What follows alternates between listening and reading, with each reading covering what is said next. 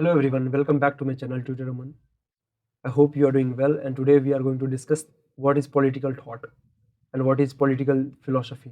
तो अभी हम वेस्टर्न पॉलिटिकल थॉट की पूरी सीरीज को स्टार्ट कर रहे हैं और ये हमारा फर्स्ट लेक्चर है जिसके अंदर हम डिस्कस करेंगे कि पॉलिटिकल थॉट होता क्या है और पॉलिटिकल फिलोसफी इसके साथ ही हम डिस्कस करने वाले हैं। तो इसके साथ हम देखेंगे कि दोनों में क्या सिमिलैरिटीज़ हैं पॉलिटिकल थॉट्स के अंदर, पॉलिटिकल फिलोसफी के अंदर।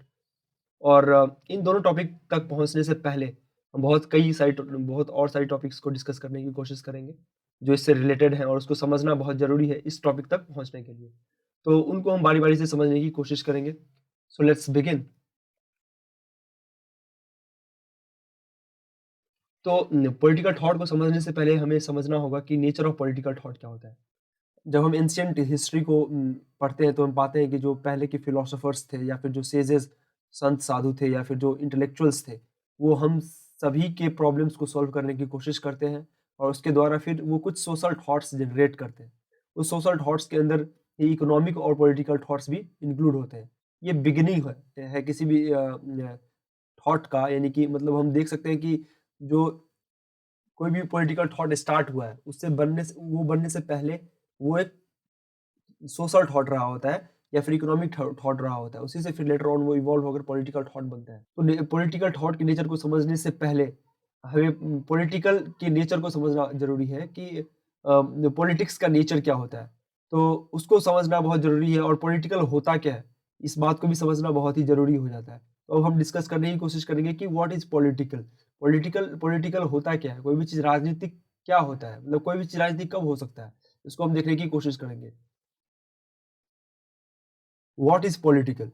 जब कोई भी ऑर्गेनाइजेशन, नो मैटर वो सोशल ऑर्गेनाइजेशन हो सकता है, रिलीजियस ऑर्गेनाइजेशन हो सकता है, पॉलिटिकल ऑर्गेनाइजेशन जैसे कि पॉलिटिकल पार्टी हो सकता है। जब पूरे सोसाइटी को गवर्न करने की कोशिश करता है या फिर रेगुलेट करने की कोशिश करता है, तो वो एक पॉलिटी का शेप ले लेता है, एक पॉलिटिक्स का शेप ले लेता है। उसी को पॉलिटिकल कहते हैं। तो पॉलिटिक या फिर पॉलिटिक्स आप कह सकते हैं कि वो डिनोट करता है एक ऑर्गेनाइजेशन को जो रूल्स बनाता है, जो डिसीजंस लेता है और उस रूल्स और डिसीजंस किसके लिए लेता है? सभी के मेंबर ऑफ द सोसाइटी जो है, जितने भी मेंबर हैं सोसाइटी के अंदर, मान लीजिए कि हम सभी एक सोसाइटी के अंदर रह रहे हैं। तो इस सोसाइटी के अंदर चाहे जो लोग भी होंगे, चाहे जिस ग्रुप के भी होंगे, चाहे वो हिंदूज़ हो, मुस्लिम्स हो, सारे लोगों के लिए जो फैसले ले रहा हो, कोई एक एक ऑर्गेनाइजेशन, एक कोई पॉलिटिकल पार्टी या फिर कोई किसी भी तरीके का एजेंसी या फिर ऑर्गेनाइजेशन बोल सकते हैं आप। तो अगर वो सबके लिए फैसले लेती है और सबके लिए डिसीजंस लेती है, तो ये एक पॉलिटी को जनरेट करता है, एक पॉलिटिक्स को क्रिएट करता है, ठीक है? जब कोई ऑर्गेनाइजेशन सभी लोगों के लिए फैसले लेता है या फिर नियम बनाता है, उसके लिए कानून बनाता है, तो एक पॉलिटी क्रिएट हो जाता है। इसको जानने से पहले हमें ये भी देखना होगा कि जो पॉलिटिकल टर्म है, ये पब्लिक लाइफ पे एप्लीकेबल होता है। मतलब पब्लिक लाइफ मतलब ये जितने सारे लोग हैं सोसाइटी के अंदर, सब पे अप्लाई होता है, इसलिए ये पब्लिक हो गया और ये सभी सभी लोगों पर अप्लाई होता है, तब जाके ये पॉलिटी क्रिएट करता है। ये किसी खास लोगों पर या फिर बोल सकते हैं कि आप ये प्राइवेट लोगों पर या फिर किसी लिमिटेड नंबर ऑफ पीपल पर नहीं लगता है। ये सभी के ऊपर लगता है, इसलिए इसका नेचर ये है कि ये पब्लिक होगा, ठीक है? तो पॉलिटिकल का जो नेचर है, उसके नेचर में ही पब्लिक होना one of the important criteria होता है। अब हम देखते हैं कि कैरेक्टरिस्टिक ऑफ पॉलिटिकल क्या होता है, कि पॉलिटिक्स का या फिर पॉलिटिकल चीज़ों का कैरेक्टरिस्टिक क्या हो सकता है, किस फॉर्म में अगर कोई चीज़ें होंगी तो हम मान सकते हैं कि वो पॉलिटिकल है। तो according to Sheldon S Wolin, characteristic of the political are follows. Sheldon S Wolin जो एक पॉलिटिकल फिलोसोफर भी हैं और पॉलिटिकल पॉलिटिकल थ्योरिस्ट भी हैं, वो बताते हैं कि जो पॉलिटिकल का कैरेक्टर है वो कुछ ऐसा हो सकता है कि कोई भी इंस्टीट्यूशन जो पावर में है और वो सभी के लिए फैसले ले रहा हो या फिर उन चीज़ों के लिए फैसले ले रहा हो जो सभी के लाइफ को अफेक्ट करता हो या फिर होल कम्युनिटी के लाइफ को अफेक्ट करता हो, वो पॉलिटिकल हो जाएगा। और उसके द्वारा कोई भी चीज़ अगर किया जाएगा उस इंस्टीट्यूशन के द्वारा या फिर उस ऑर्गेनाइजेशन के द्वारा जो पावर में है, अगर उसके द्वारा कोई भी चीज़ किया जाएगा जो पूरी कम्युनिटी को अफेक्ट करता है, तो वो पॉलिटिकल हो जाएगा। जैसे कि अगर वो नेशनल डिफेंस के लिए कुछ करता है, उसमें कोई सुधार लेकर आता है, तो उससे सभी लोगों के ऊपर प्रभाव पड़ेगा। अगर नेशनल डिफेंस कल के डेट में कमज़ोर हो जाता है और उसके दूसरे देश अगर हम पे हमला अगर दूसरा कोई देश हम पर हमला कर देता है, उसके बाद वो सभी के ऊपर होगा। तो कोई एक ऐसा डिसीजन जो सभी के लाइफ को अफ़ेक्ट करता हो, वो पॉलिटी को या फिर पॉलिटिकल कैरेक्टरिस्टिक को जनरेट करता है, उसके कैरेक्टरिस्टिक को दर्शाता है। जैसे कि इंटरनल ऑर्डर, अगर देश के अंदर शांति स्थापित होगी या फिर नहीं होगी, इसका असर हम सभी के ऊपर पड़ेगा। तो ये भी क्या हो गया, ये भी सब कोई ऐसा चीज है जो कॉमन है, जो सभी के लिए है, तो ये भी पॉलिटिक्स के अंदर आ जाएगा, उसके कैरेक्टरिस्टिक के अंदर आ जाएगा। या फिर डिस्पेंसिंग ऑफ जस्टिस, कोई भी जस्टिस का जो प्रोसीजर है, अगर ये इस्टेब्लिश होगा कंट्री के अंदर, तो वो सभी के लिए इस्टेब्लिश होगा, उसके अंदर सभी लोग आ जाएंगे। तो इकोनॉमिक रेगुलेशन, अगर हमारी जीडीपी कम होती है, ज्यादा होती है, अगर इकोनॉमी अच्छे से चल रहा होता है या नहीं चल रहा होता है, इसका इफेक्ट पूरे सभी के ऊपर पड़ेगा। तो ये सभी चीजें जो है, ये कॉमन चीजों को दर्शाता है, ऐसी चीजों को रेगुलेट करता है जो हम सब की लाइफ से रिलेटेड है, हम सब की लाइफ को अफेक्ट करता है। तो ये क्या हो जाएगा, ये पॉलिटिकल हो जाएगा। अब हम देखते हैं कि हिस्ट्री ऑफ पॉलिटिक्स क्या रहा है, पॉलिटिक जो वर्ड है, इसकी हिस्ट्री क्या रही है। तो ये जो टर्म है पॉलिटिक्स या फिर पॉलिटिकल, ये ग्रीक वर्ड से ड्राइव हुआ है, और ग्रीक वर्ड जो पॉलिश है उससे ड्राइव हुआ है। और पॉलिश का मतलब जो होता है वो होता है कि something which is city state, मतलब जो एक राज्य बोल सकते हैं आप, या फिर एक सिटी के ऊपर जो भी कानून या फिर जिस तरीके की जो एडमिनिस्ट्रेशन वो लागू होता था, उसको पॉलिश वो लोग बोलते थे। उसी को वो लोग पॉलिटिक्स या फिर पॉलिटी या पॉलिटिकल या पॉलिस, तो ये वर्ड वहां से ड्राइव होकर आया है। जो पॉलिस है उसका ग्रीक में मतलब होता है सिटी स्टेट, मतलब वहां पर जो डिफरेंट छोटे छोटे सिटी स्टेट्स होते थे, जो कहीं ना कहीं छोटे छोटे माउंटेन या फिर बाउंड्री से डिवाइडेड होते थे, और जितने भी सिटीज होते थे उसके अंदर का जो एडमिनिस्ट्रेशन होता था, वहां पर अलग अलग तरह की सोशल लाइफ होती थी, कल्चरल लाइफ होती थी, और उन सभी स्टेट्स को एक कोई ना कोई इंस्टीट्यूशन गवर्न कर रहा होता था, उसके एक्टिविटीज में इन्वॉल्व हो रहा होता था। और ग्रीक के अंदर कोई भी पर्सन अगर इन सब चीजों में इन्वॉल्व रहा होता था, अगर वो किसी ऐसे काम में इन्वॉल्व है जो लोगों के सोशल लाइफ को, कल्चरल लाइफ को, या फिर वहां की चीजें कैसे गवर्न होगी उसको अफेक्ट कर रहा हो, तो फिर उसको बोलते थे कि वो पॉलिटिक्स में इन्वॉल्व है, वो पॉलिटी में इन्वॉल्व है। तो ये उसका मीनिंग है कि कैसे पॉलिटी इवॉल्व हुआ ओवर द टाइम। और ये जो इंस्टीट्यूशंस होते थे या फिर जो एक्टिविटीज होती थी जिसमें सब लोग इन्वॉल्व होते थे ग्रीक के अंदर, वो वो इसलिए होते थे ताकि लोग एक गुड लाइफ को डिफाइन कर सके, अपने गुड लाइफ को सस्टेन कर सके, लोगों के लिए एक अच्छा से अच्छा जीवन बना सके सभी लोगों के लिए। तो इसी को पार्ट ऑफ पॉलिटिक्स कंसिडर किया जाता था।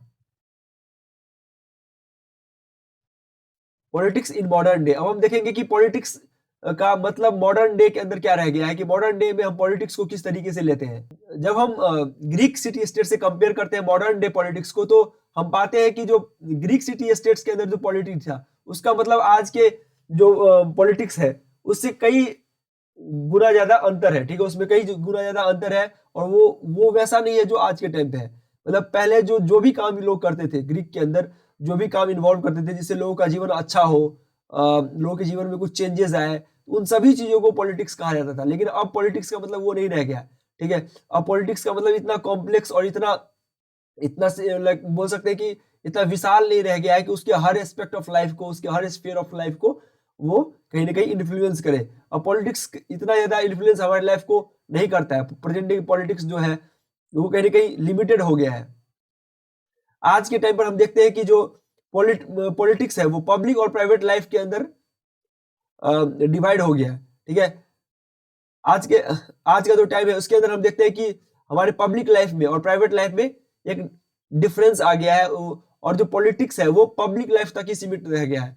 तो मतलब पॉलिटिक्स कोई ऐसी चीज हो गई है आज के टाइम पे जो हमारे पब्लिक लाइफ को, जो हमारा सोशल लाइफ है उसको अफेक्ट करता है, लेकिन हमारा प्राइवेट लाइफ जो है वो पॉलिटिक्स से बिल्कुल अलग हो गया है। आज का जो पॉलिटिक्स है वो ग्रीक टाइम का जो पॉलिटिक्स था उससे अलग है। पॉलिटिक्स उस टाइम का जो था ग्रीक टाइम का, वो सभी चीजों को अफेक्ट कर रहा होता था, जो कहीं ना कहीं पर्सनल लेवल पे, प्राइवेट लेवल पे, या फिर बोल सकते हैं फैमिली लेवल पे अफेक्ट करता था लोगों को। उन सभी चीजों में पॉलिटी इन्वॉल्व होता था, उन सभी चीजों को पॉलिटी कहा जाता था। लेकिन आज के टाइम में जो पॉलिटिक्स है वो सिर्फ पब्लिक लाइफ जो है हमारा उससे कंसर्न है, उसी से रिलेटेड है। मतलब कि जो पॉलिटिक्स है आज के टाइम का, वो पार्लियामेंट के अंदर क्या चल रहा है, या फिर कैबिनेट के अंदर कौन कौन से लोग हैं जो शामिल है, इलेक्शन के अंदर किस तरीके से कैंपेनिंग हो रही है, या फिर पॉलिटिकल पार्टी क्या क्या एक्टिविटीज कर रही है अपने लोगों के साथ या फिर अपने मेंबर के साथ, पॉलिटिकल मूवमेंट जो है उसमें लोग जो है वो क्या किस तरीके की चेंजेस है वो चाहते हैं अपने जीवन के अंदर, पॉलिसीज के अंदर, लॉ के अंदर। ये सारी बातें जो है, ये जो जो भी बातें जो पब्लिक लाइफ से रिलेटेड है, ये सभी अब पॉलिटिक्स के अंदर बिलोंग करती है। तो आज का जो मॉडर्न डे पॉलिटिक्स है ये इन सभी बातों के अराउंड घूमता है। लेकिन इसके अलावा अब जब बात हमारे फेथ और वर्शिप की आती है कि हम किस चीज को की पूजा करें, किसकी पूजा करें, हम क्या माने या ना माने, ठीक है, हमारी एजुकेशन कैसी होगी, हम किस चीज को सीखना चाहते हैं या फिर नहीं सीखना चाहते हैं, आर्ट और कल्चर कैसा होना चाहिए, ये सभी चीजें अब जो है सो पॉलिटिक्स के अंदर नहीं आती है। पहले ये सारी चीजें पॉलिटिक्स के अंदर आती थी, लेकिन अब ये बिल्कुल आइसोलेटेड पार्ट है। ये अब हम सभी लोगों का प्राइवेट लाइफ डिफाइन करता है। ये सभी चीजें जो है ये अब हम खुद डिसाइड करते हैं प्राइवेटली कि ये सब चीजें कैसी होगी और ये हम किस तरीके से अपनी लाइफ को सस्टेन कर सकते हैं, तब तक जब तक कि उसमें पब्लिक लाइफ का हस्तक्षेप ना हो, पब्लिक ऑर्डर या फिर सेफ्टी में कोई ऐसी कमी ना आए इन चीजों के कारण, तब तक गवर्नमेंट इन सब चीजों में इंटरफेयर नहीं करती है कि हमें किस तरीके की एजुकेशन लेनी है, हमारा आर्ट और कल्चर कैसा रहेगा, ठीक है, हम किस तरीके से पूजा करेंगे, हमारी फेथ क्या होगी। ये सभी चीजें अब सोशल लाइफ, पब्लिक लाइफ से डिफरेंट है, पॉलिटिकल लाइफ से डिफरेंट है, और ये सभी चीजें पॉलिटिक्स के अंदर नहीं आती है जैसे कि अब पहले आती थी। अब हम देखते हैं कि पॉलिटिक्स जो है, इन सब के अलावा हम देखते हैं कि जो मॉडर्न डे पॉलिटिक्स है वो पावर से बहुत ज्यादा रिलेटेड है कि कैसे पावर को ग्रैब किया जाए, पावर को किस तरीके से अपने हाथों में लिया जाए, उसको कैसे रेगुलेट किया जाए, तो ये पावर के चारों तरफ घूमती है। तो मॉडर्न डे पॉलिटिक्स है वो काफी हद तक पावर रिलेटेड है। आप बोल सकते हैं पावर सेंटर्स के अराउंड कैसे लोग जा सकते हैं, इसके लिए जो कोशिश है या फिर जो पूरा सिस्टम है या फिर जो पूरी मैकेनिज्म है उसी को पॉलिटिक्स बोला जाता है। जब हम पावर को डिफाइन करते हैं तो हम ऐसा पाते हैं कि पावर भी कई बहुत वर्सेटाइल है, बहुत ही कॉम्प्लेक्स है। और जब हम पावर के बारे में बात करते हैं तो ऐसा लगता है कि जो पावर है वो कैसे ह्यूमन बीइंग जो है वो नेचर के ऊपर पावर एक्सरसाइज करता है, मटेरियलिस्टिक चीजें जो उसके पास है उसके ऊपर पावर एक्सरसाइज करता है, या फिर पावर जो है वो कुछ लोग दूसरे लोगों पर कैसे एक्सरसाइज करते हैं। लेकिन जब हम पॉलिटिकल कॉन्टेक्स्ट के अंदर जब हम बात करते हैं तो हम ऐसा इसका मतलब लार्जली यही होता है कि पावर कैसे एक ग्रुप ऑफ पीपल दूसरे ग्रुप ऑफ पीपल के ऊपर यूज कर रहा होता है, कैसे उसको असर्ट कर रहा होता है, कैसे उसको रेगुलेट कर रहा होता है। तो पावर जो पॉलिटिकल कॉन्टेक्स्ट में है इसका मतलब सिर्फ यही होता है पॉलिटिक्स के अंदर की कैसे एक ग्रुप ऑफ पीपल जो है वो दूसरे लार्ज मासेस के ऊपर कैसे रूल कर रहे होते हैं। पावर को ट्रेडिशनली इस तरीके से डिफाइन किया गया है कि जब आप किसी लोगों के ऊपर वो काम करने को मजबूर करते हैं उसको जो वो करना नहीं चाहता है, लेकिन फिर भी आप उसको बल का प्रयोग करके या फिर बल का डर जो है, threat of showing the force, using the force, उसको दिखा करके अगर आप उससे वो काम करवाते हैं जो वो नहीं करना चाहता है तो फिर उसको पावर डिफाइन किया गया। पावर का मतलब है कि ऐसी कैपेसिटी, पावर का मतलब है कि ऐसी कैपेसिटी या फिर ऐसा मैकेनिज्म जिससे आप वो काम करवा पाए लोगों से जो वो नहीं चाहता है। तो जब आप ऐसा करवा पाते हैं कि कोई लोग कोई काम नहीं करना चाहते फिर भी आप उसे जबरदस्ती करवा रहे हैं, तो मतलब आप पावर पोजीशन में है, आप पावर ग्रैब करते हैं। हालांकि डर के आधार पर आप लोगों पर बहुत देर तक शासन नहीं कर पाएंगे, बहुत दिनों तक आप शासन नहीं कर सकते, इसलिए पावर को अथॉरिटी की जरूरत होती है। अथॉरिटी मतलब पावर के साथ साथ लोगों की लेजिटिमेसी जो है कि उस चीज को कैसे लेजिटिमाइज कर दिया जाए, कैसे सही ठहरा दिया जाए, लोगों के दिमाग में ये डाल दिया जाए कि ये सही है, तब जाके आप लोगों का विलिंग ओबीडियंस ले सकते हैं। लोगों की ओबीडियंस जो है उस हिसाब से लोग चलते रहे, उसका अपोज ना करे, इसके लिए एक लेजिटिमेसी चाहिए होता है। तो पावर को स्टेबल बनाए रखने के लिए लेजिटिमेसी जो है पावर के साथ वो बहुत जरूरी है, तभी जाकर वो एक अथॉरिटी का शेप लेती है। तो पावर हमेशा जो यूज किया जाता है वो अथॉरिटी के शेप में यूज किया जाता है ताकि वो लॉन्ग टर्म के साथ लॉन्ग टाइम तक जो है लोग उसका अपोज ना करें। और जो बल का प्रयोग है या फिर जो कोर्सन है, जो फोर्स है, उसका उपयोग तभी किया जाता है जब लेजिटिमेसी जो है वो फेल हो जाता है, तब जाके अथॉरिटी खत्म हो जाता है, तब सिर्फ पावर वर्क करता है। तो पावर को सिर्फ एक फोर्स या फिर कोर्सन ही बैकिंग कर रहा होता है उस टाइम पे, तब सिर्फ फोर्स या फिर कोर्सन बोल सकते हैं आप, वो लोगों पर रूल करने का एक जरिया होता है। अदरवाइज जो अथॉरिटी है वो एक बेस्ट वे है लोगों पर रूल करने का। ये अथॉरिटी होता है किसी भी गवर्नमेंट का, ऑर्गेनाइजेशन का या फिर किसी भी लोगों का जो सोशल एक्सेप्टेंस को बढ़ावा देता है कि लोग उस बात को एक्सेप्ट करते हैं और इफेक्टिव तरीके से वो इंप्लीमेंट हो जाता है रूल के फॉर्म में, पॉलिसीज के या फिर डिसीजंस के फॉर्म में। अगर अथॉरिटी ना हो तो सोशल एक्सेप्टेंस नहीं मिल पाएगी, इफेक्टिव तरीके से वो इंप्लीमेंट नहीं हो पाएगा सोसाइटी के अंदर। लोग उसको रूल मानने से इंकार कर देंगे, पॉलिसी मानने से इंकार कर देंगे, डिसीजन मानने से इंकार कर देंगे। आपने देखा होगा कि पिछले दिनों सरकार ने किसान बिल लेकर आया था वो, ताकि किसान के लिए कुछ चेंजेस लेकर आ पाए, उसके एग्रीकल्चर से रिलेटेड कुछ चेंजेस थे, लेकिन किसानों ने जब अपोज किया और तो क्या हुआ, उससे उसकी लेजिटिमेसी खत्म हो गई।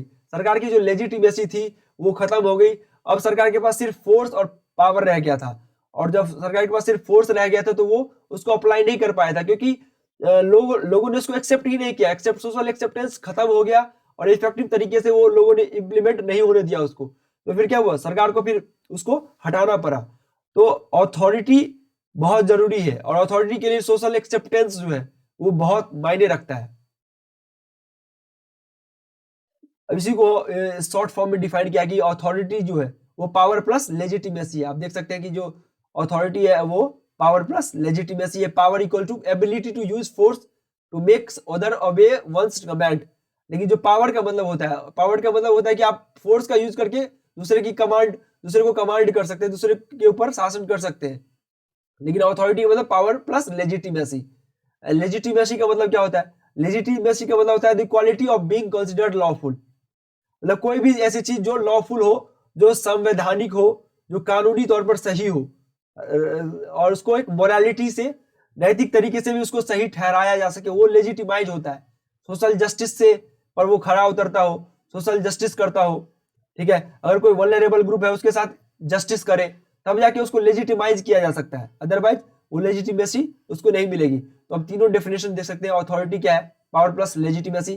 पावर क्या है, ability to force, ability to use force, ठीक है। लेजिटिमेसी क्या है, the quality of being considered lawful, ठीक है। ये सभी चीजें आपको ध्यान रखने की जरूरत है। अब हम देखेंगे पॉलिटिकल थॉट क्या है। व्हाट इज पॉलिटिकल थॉट, हमने डिस्कस कर लिया पॉलिटिकल क्या है, पॉलिटिकल कैसे, पॉलिटिक्स कैसे काम करता है, इसकी क्या हिस्ट्री रही है। अब हम जानने की कोशिश करते हैं कि what is political thought. Political thought का सीधा मतलब होता है कि जो ऑब्जर्वेशन होता है डिफरेंट थिंकर्स का या फिर फिलोसोफर का, political aspect of social life का, मतलब हमारे सोशल लाइफ को कैसे पॉलिटिकल चीजें जो है वो अफेक्ट कर रही है, इसके बारे में जो डिफरेंट फिलोसोफर्स जो है उसका क्या थिंकिंग रहा है, उसका क्या ऑब्जर्वेशन रहा है, उसी को पॉलिटिकल थॉट कहा जाता है। तो पॉलिटिकल थॉट्स के अंदर वो सभी थिंकिंग, या फिर आप बोल सकते हैं कि वो सभी ऑब्जर्वेशन जिसके अंदर सोशल लाइफ के अंदर जो पॉलिटिकल एस्पेक्ट्स है उसको ऑब्जर्व किया जाए, उसको समझा जाए, उसी को पॉलिटिकल थॉट्स बोला जाता है। इसके अंदर ये कोशिश की जाती है कि पॉलिटिकल थॉट के द्वारा लोगों की लाइफ को आसान बनाया जाता है, लोगों के लाइफ को में जो बाधाएं हैं, जो कई हर्डल्स है, उसको कैसे खत्म किया जाता है, उसके ऊपर डिस्कशन होता है। तो ये सभी चीजें पॉलिटिकल थॉट्स के अंदर आती है। और इसके अलावा पॉलिटिकल थॉट के अंदर पावर के यूज पर भी फोकस किया इसके अलावा पॉलिटिकल थॉट के अंदर डिफरेंट फिलोसोफर जो है वो पावर को किस तरीके से यूज कर रहे हैं, ठीक है, ताकि एक बेटर आइडियल सोसाइटी बनाया जा सके, सोशल ऑर्डर क्रिएट किया जा सके जहां पर एक पीस हो, ट्रैंक्विलिटी हो। तो इसको कैसे जनरेट किया जा सके, इसलिए पावर को किस तरीके से यूज कर रहे हैं इसके ऊपर भी वो एनालाइज करते हैं, उसको समझाने की, समझने की कोशिश करते हैं। So political thought is very close to political philosophy. और इसी कारण से जो पॉलिटिकल फिलोसफी है वो पॉलिटिकल थॉट से बहुत ज्यादा रिलेटेड है, क्योंकि पॉलिटिकल फिलोसफी के अंदर हम यही तो पढ़ते हैं कि एक आइडियल सोसाइटी कैसा हो सकता है, हमारी वैल्यूज क्या होनी चाहिए, हमारी नॉर्म्स क्या होनी चाहिए, हम किस तरीके से अपने लाइफ को अच्छे तरीके से स्पेंड कर सकते हैं, हमारे परस्यूट ऑफ लाइफ क्या होना चाहिए, हमारे लाइफ का गोल क्या होना चाहिए। ये सभी चीज तो पॉलिटिकल फिलोसफी के अंदर आती है। तो और ये सभी चीजें जब पॉलिटिकल थॉट के द्वारा तय किए जाते हैं, या फिर पॉलिटिकल थॉट के अंदर जब हम यूज ऑफ पावर के द्वारा उसको ठीक करने की कोशिश की जाती है, जो चीज पॉलिटिकल फिलोसफी से रिलेटेड है, तो हम ये मानते हैं कि पॉलिटिकल फिलोसफी पॉलिटिकल थॉट से रिलेटेड है, बहुत हद तक, काफी हद तक रिलेटेड है। अब हम देखते हैं कि पॉलिटिकल फिलोसफी इन स्पेसिफिक क्या होता है।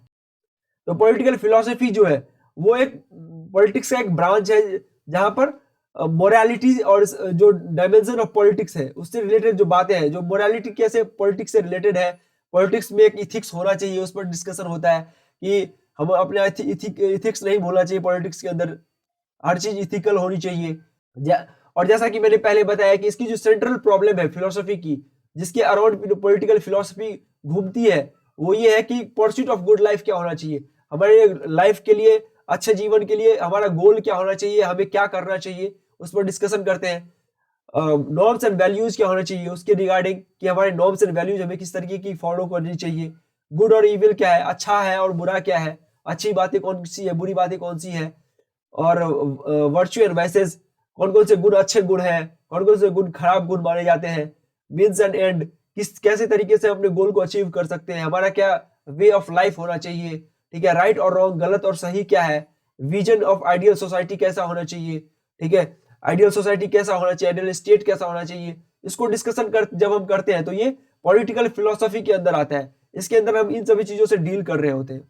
और पॉलिटिकल फिलोसफी के अंदर जो है सो कैसे पॉलिटिकल जो ऑब्लिगेशन है उसको लेजिटिमाइज किया जाए, उसकी भी कोशिश की जाती है कि जो ग्राउंड ऑफ पॉलिटिकल ऑब्लिगेशन है, पहले से जो इस्टेब्लिश पॉलिटिकल ऑर्गेनाइजेशन जो पावर में है उसको कैसे जो है सो लेजिटिमाइज किया जाए, उसको कैसे अथॉरिटी उसका पूरे सोसाइटी के ऊपर क्रिएट किया जाए ताकि लोग उसको एक्सेप्ट करें। तो इसके लिए पॉलिटिकल फिलोसफी देना बहुत जरूरी हो जाता है कि उसकी क्या फिलोसफी होगी।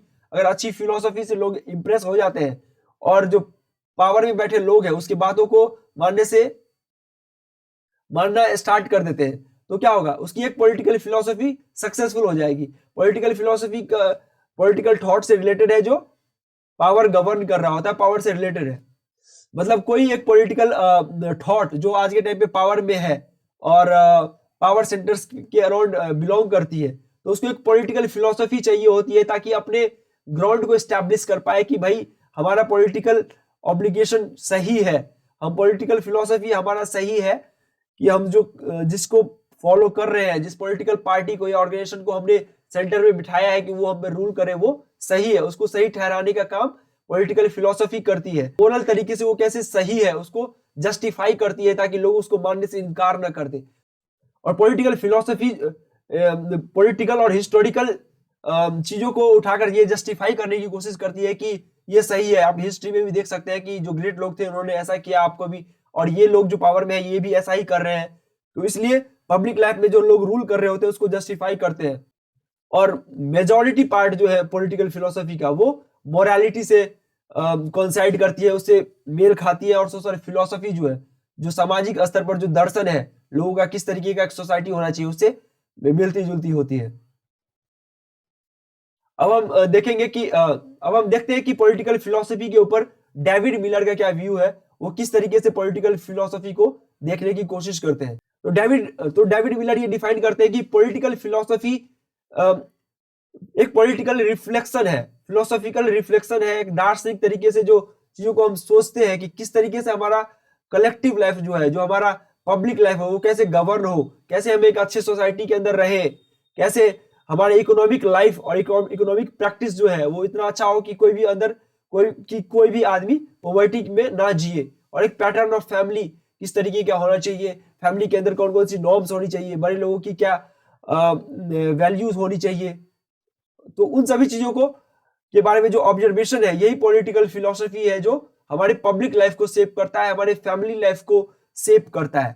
इसी को हम पॉलिटिकल फिलोसफी कह सकते हैं। पॉलिटिकल फिलोसफी जो है ये एनालाइज और इंटरप्रेट करता है कि कैसे फ्रीडम, जस्टिस, अथॉरिटी और डेमोक्रेसी जो है वो सही है या फिर कितना हद तक हमारे लिए अच्छा है, किस तरीके से हम इसको अप्लाई कर सकते हैं।